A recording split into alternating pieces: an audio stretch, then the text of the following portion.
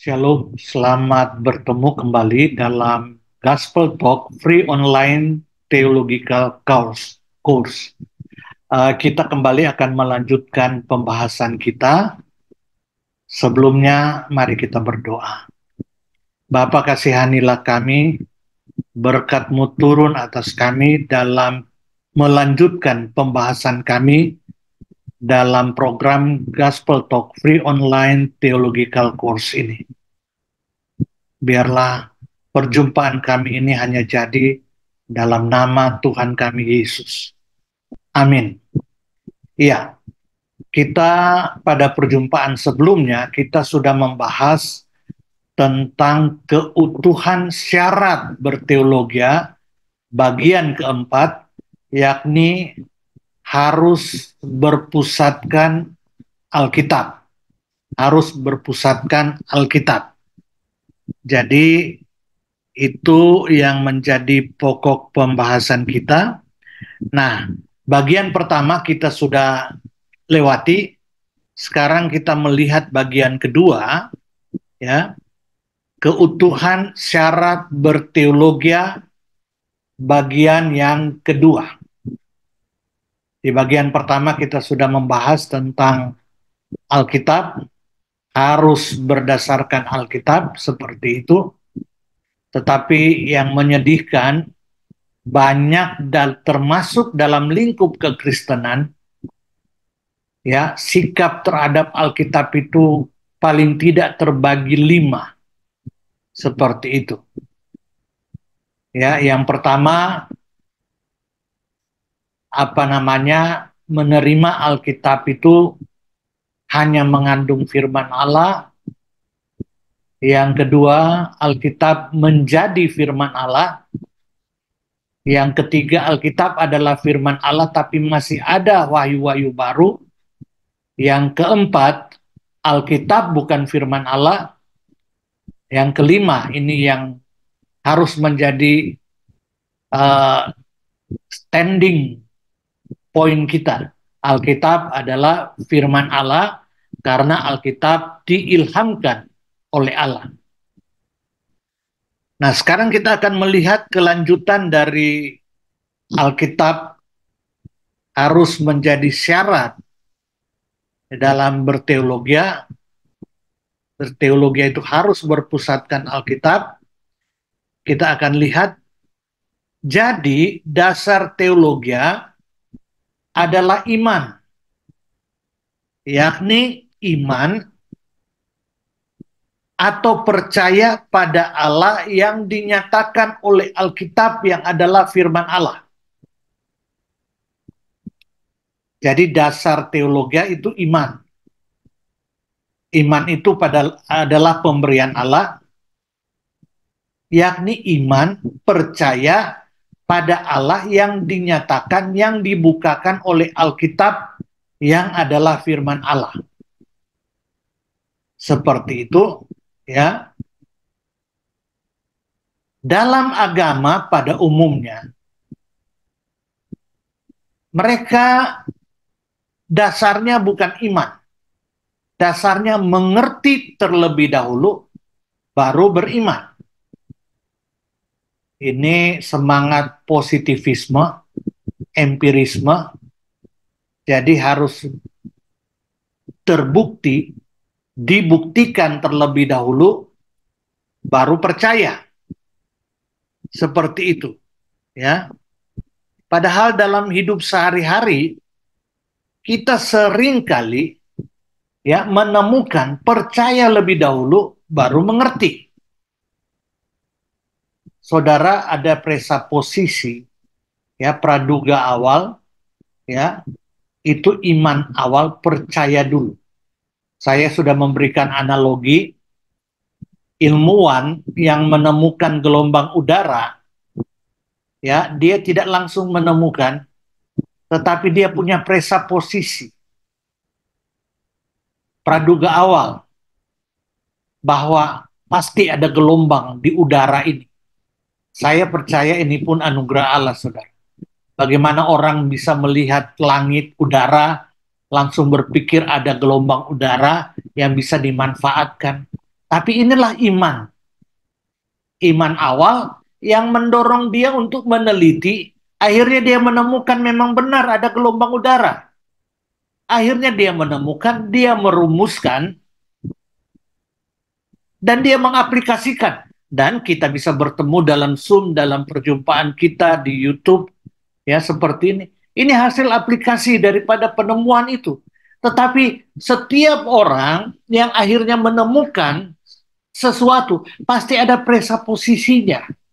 Presaposisi ini adalah iman awal, ya, praduga bahwa ada gelombang, ada ini, ada atom, ada apa semuanya.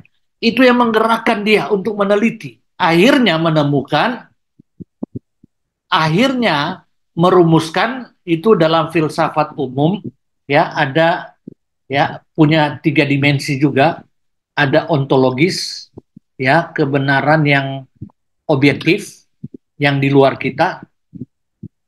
Pada waktu kita menemukan kebenaran dan merumuskan kebenaran itu, maka itu kebenaran itu bersifat epistemologis.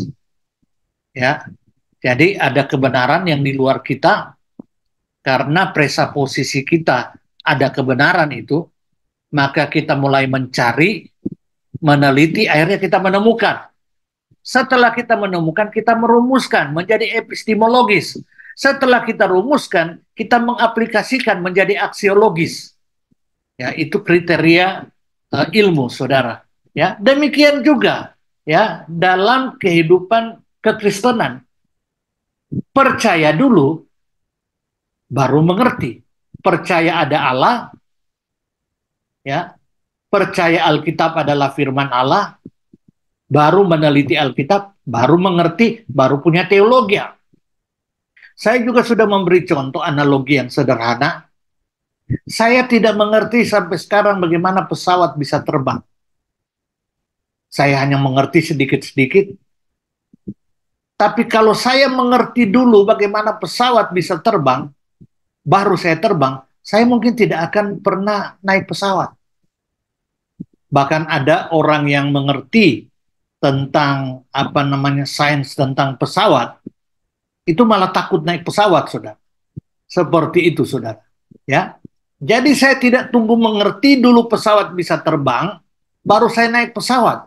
Saya percaya pesawat bisa terbang, maka saya naik pesawat itu. Jadi dalam hidup sehari-hari, saudara, kita melangkah dengan percaya baru mengerti. Bagaimana seorang wanita, seorang laki-laki mengatakan cinta? Apakah cinta itu real, nyata? Ya, wah seperti ini, seperti ini. Waktu dia mengatakan I love you, yang wanita katakan yes, I love you too. Ya. Apakah dia melihat sehingga dia percaya cinta itu, sehingga dia mau mencintai dan mau membalas cinta itu? Ya, tidak kelihatan, tapi percaya seperti itu. Jadi dalam kehidupan sehari-hari kita pun ya selalu melangkah dengan percaya baru mengerti, seperti itu.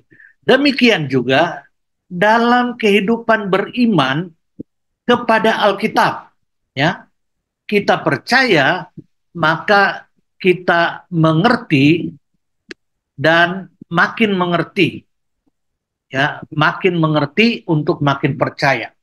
Jadi dasar teologi adalah iman, yakni iman atau percaya pada Allah yang dinyatakan oleh Alkitab yang adalah firman Allah.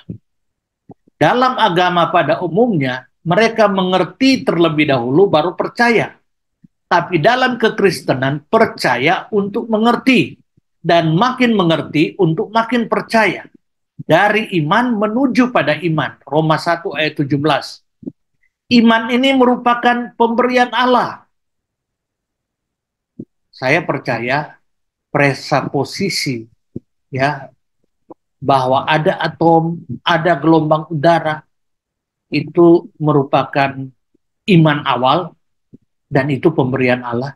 Demikian juga iman terhadap Allah dan Alkitab, ya, itu pemberian Allah. itu anugerah Allah.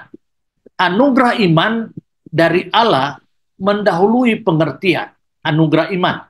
Ya, jangan seorang merasa mampu percaya, tidak bisa. Bagaimana bisa percaya hal-hal yang masuk akal dan melampaui akal? Bukan tidak masuk akal ya, perhatikan istilah ini. Yang melampaui akal, ya. Kalau tidak kita percaya terlebih dahulu, mengimani, dan iman ini adalah pemberian Allah. Jangan ada seorang pun yang memegahkan diri, kata Paulus dalam Efesus 2 ayat 8 sampai 9. Itu sebabnya Agustinus dan Anselmus, ini bapak-bapak gereja, menegaskan dengan ungkapan credo ut intelligam. Credo ut intelligam. Percaya supaya mengerti. Credo dulu, ya. Pengakuan percaya dulu, baru intelligam, baru mengerti. Percaya supaya mengerti. Atau dengan bahasa ini bahasa Latin ya. Bahasa lain, fides quaerens intellectum. Fides quaerens intellectum. Iman mencari atau berusaha mengerti. Jadi karena iman, maka orang mencari atau berusaha mengerti. Mencari untuk mengerti. Bukan mengerti dulu baru percaya. Ya, percaya dulu sehingga dia mulai mencari, ya, mulai berusaha untuk mengerti, dan makin mengerti untuk makin percaya. Titik berangkat atau dasar untuk mengerti Alkitab dan berteologi adalah iman kepada Alkitab itu sendiri yang adalah firman Allah. Kalau tidak bisa berteologi. Dengan sikap-sikap yang kita sudah pelajari, paling tidak ada 5 sikap, ya, tidak mungkin saudara. 4 sikap, ya, di luar yang kelima itu kita bisa berteologi, tidak mungkin saudara. Ya. Seandainya ada, teologi kita maaf, cetek, ya, rendah, bahkan sesat. Anugerah Allah memungkinkan kita beriman kepada Yesus yang dibukakan dari Alkitab.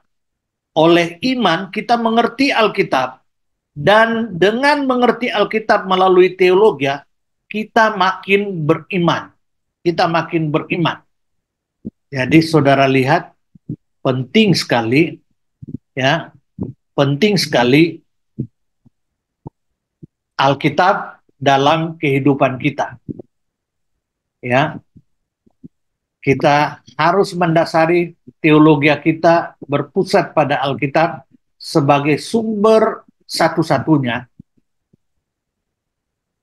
atau paling tidak sumber utama yang menjadi standar.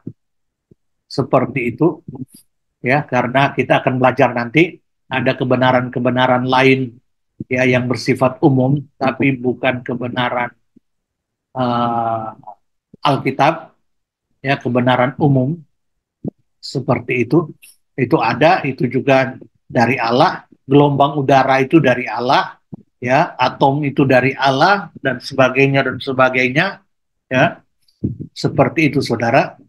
Jadi iman terhadap Alkitab yang adalah firman Allah, hanya dengan demikian kita dapat berteologi. Selanjutnya dikatakan demikian, objek untuk berteologi bukanlah Allah, tapi Alkitab yang adalah firman Allah, yang adalah penyataan khusus Allah. Saudara, ya, kita tidak belajar tentang Allah kalau kita belajar sesuatu, ya, mestinya kita datang ke objek yang kita pelajari. Seperti itu. Kalau kita mau meneliti tentang Jokowi, kita harus datang ke Jokowi, bertemu dia, dan mulai mempelajari dia, meneliti dia, mempelajari dia. Ya, seperti itu. Kita langsung datang ke objeknya. Nah, tetapi yang luar biasa, belajar teologi tentang Allah dan kehendaknya bukan langsung kepada Allah, tetapi melalui Alkitab yang adalah firman Allah, yang adalah dari Allah sendiri. Tidak langsung kepada Allah, ya, jangan kalian sombong. Kamu kuliah di mana? Oh, kuliah teologi. Oh, tentang Allah. Iya. Di mana? Di sekolah A. Oh, jadi bertemu Allah di sana dan mempelajari tentang Dia. Tidak, ya. Objek untuk belajar teologi, ya, itulah Alkitab yang adalah firman Allah. Seperti itu, ya. Jadi objek untuk berteologi bukanlah Allah tapi Alkitab yang adalah firman Allah yang merupakan penyataan khusus Allah. Ada dua bentuk penyataan Allah, yakni penyataan khusus dan penyataan umum. Objek penelitian teologi adalah Alkitab sebagai wahyu khusus Allah. Sedangkan objek penelitian pengetahuan umum dan filsafat adalah wahyu umum Allah, yakni murni meneliti ciptaan Allah. Jadi saudara, ya, dalam kekristenan penyataan Allah, ya, di mana Allah membukakan dirinya, itu dibagi dua. Penyataan khusus itu dalam Alkitab, penyataan umum itu dalam alam semesta, termasuk dalam diri manusia. Ya, Allah membukakan kehendaknya dalam alam semesta sebagai objek penelitian pengetahuan umum. Sedangkan pengetahuan rohani, objeknya adalah Alkitab yang adalah penyataan khusus Allah. Jadi harus dibedakan penyataan khusus dan penyataan umum. Dua-dua dari Allah, tapi yang satu untuk mengenal Allah dan melalui teologi dan diselamatkan, bertumbuh dan berbuah. Yang satu melalui penyataan umum Allah yang ada di dalam alam semesta sebagai sumber penelitian pengetahuan umum. Seperti itu.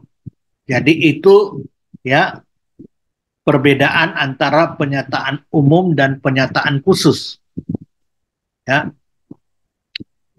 Jadi sekali lagi, objek penelitian teologi bukan Allah, tapi Alkitab sebagai wahyu khusus Allah yang adalah firman Allah.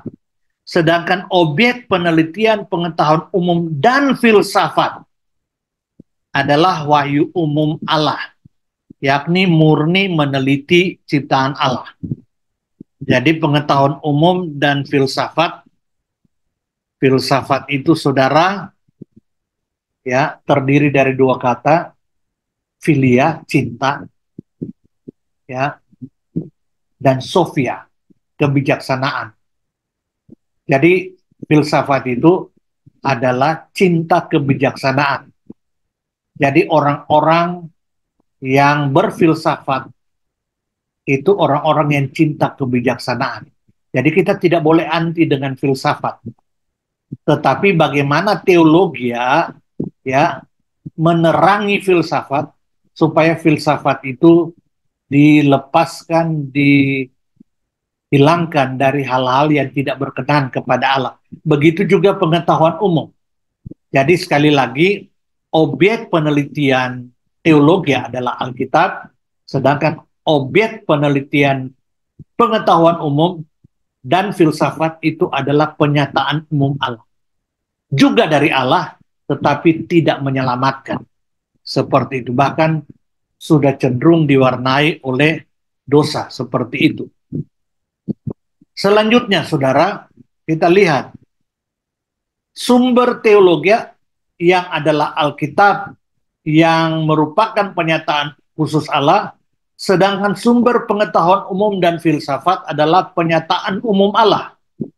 Karena teologi, pengetahuan umum dan filsafat semuanya bersumber dari Allah melalui penyataan khusus dan penyataan umum Allah, maka seharusnya keberadaannya, baik teologi maupun pengetahuan umum dan filsafat, keberadaannya harmonis secara esensial. Jadi kalau murni pengetahuan umum dan filsafat yang esensial ya berdasarkan penyataan umum Allah itu seharusnya harmonis dengan teologi.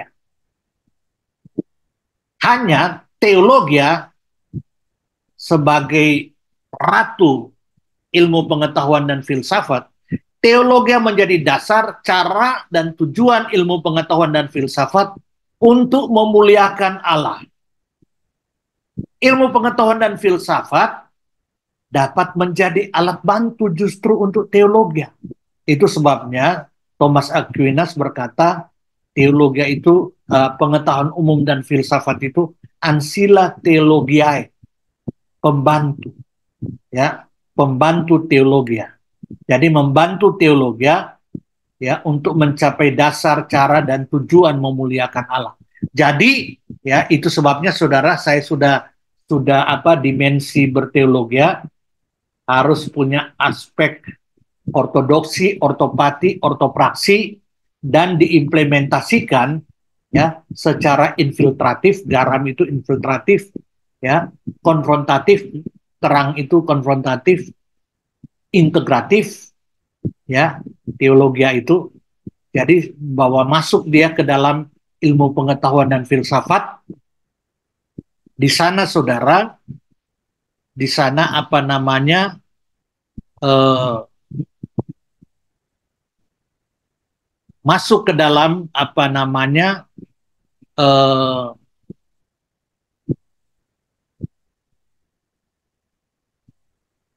maaf, masuk ke dalam ilmu pengetahuan dan filsafat, mengkonfrontasi ilmu pengetahuan dan filsafat, ya. Selanjutnya saudara, mengkonfrontasi sehingga semua ilmu pengetahuan dan filsafat yang bertentangan dengan firman Allah, dengan teologi, itu disingkirkan dan tersisa ya pengetahuan umum dan filsafat yang esensial, yang murni. Ini perlu diintegrasikan menjadi satu kristalisasi ya antara teologi dan pengetahuan umum serta filsafat ya. Maka lahirlah kristalisasi teologi. Saya pakai analogi yang lucu ya, di mana daging dipadukan dengan kita makan daging daging sapi dipadukan dengan berbagai bumbu, maka terjadi integrasi, maka jadilah kristalisasi makanan yang namanya rendang. Sehingga waktu ditanya makan apa? Makan rendang. Bukan makan sapi, tapi makan rendang.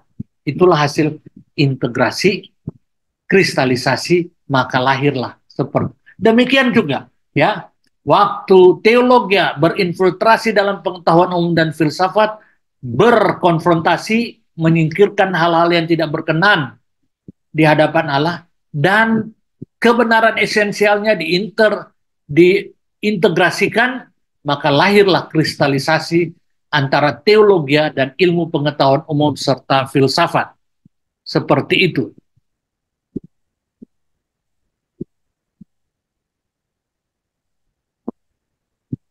Ada dua istilah yang sering dipakai dalam bahasa Yunani tentang penyataan atau tentang revelation, yakni apokalipto dan panero. Secara etimologis, kata apokalipto mengindikasikan dihilangkan suatu penutup, di mana di bawahnya tersembunyi sesuatu, sedangkan panero menandakan bahwa sesuatu yang tidak diketahui dijadikan diketahui.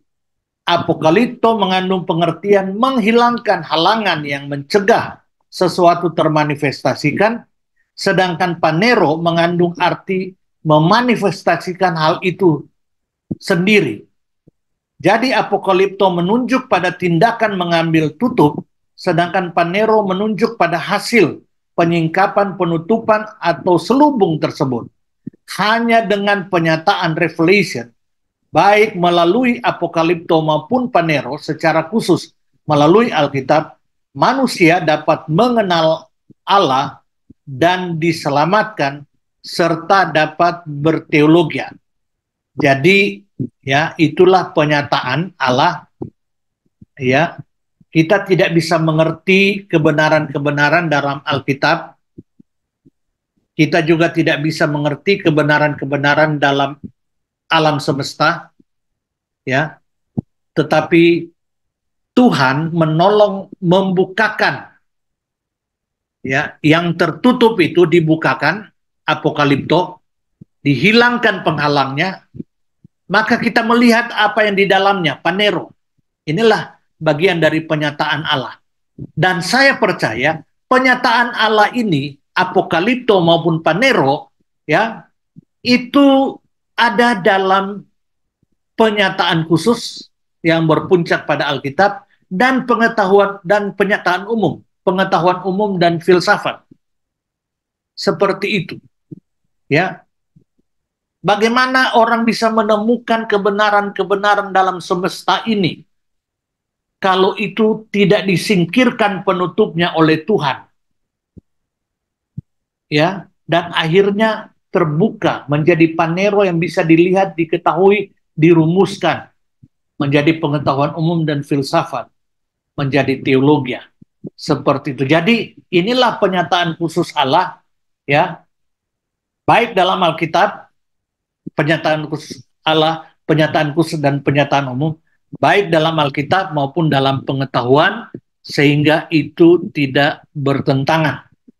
Ya, satu dengan yang lain tidak bertentangan. Dalam konteks Alkitab dan teologi, istilah penyataan Allah mengandung pengertian bahwa Allah menyatakan dirinya, yaitu membuat dia dapat dikenal oleh manusia. Allah yang tersembunyi, yang mendiami terang yang tidak terhampiri, muncul dari ketersembunyiannya yang kekal, menyatakan dirinya sebagai Allah yang hidup, yang berfirman, dan yang bertindak. Dalam penyataan khusus Allah, kita menemukan adanya Alkitab. Penyataan Allah dalam firman dan karyanya yang menyelamatkan itu bukan hanya bagi mereka yang hidup pada saat itu, tapi bagi segala bangsa di segala zaman dan tempat. Agar penyataan Allah tersebut diteruskan dari keturunan ke keturunan secara tepat, maka penyataan Allah tersebut perlu dibukukan. Dengan dibukukan, maka penyataan Allah tersebut menjadi tetap sehingga terjagalah kemurniannya.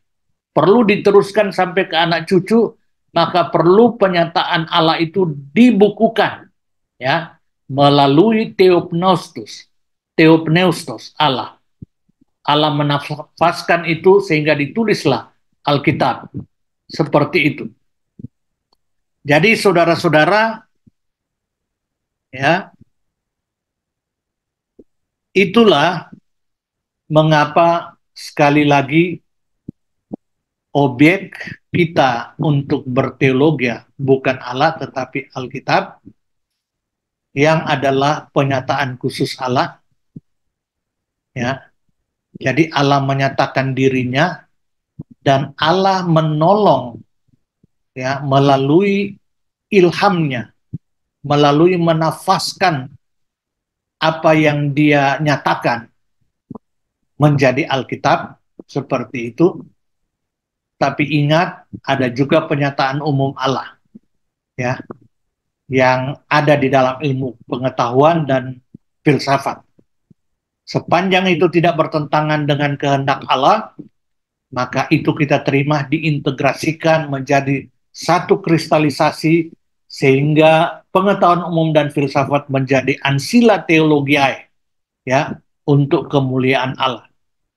Sampai di sini dulu perjumpaan kita. Kita akan lanjut pada perjumpaan tentang keutuhan syarat berteologi ya, harus berpusatkan Alkitab pada perjumpaan kita selanjutnya. Tuhan Yesus memberkati. Shalom.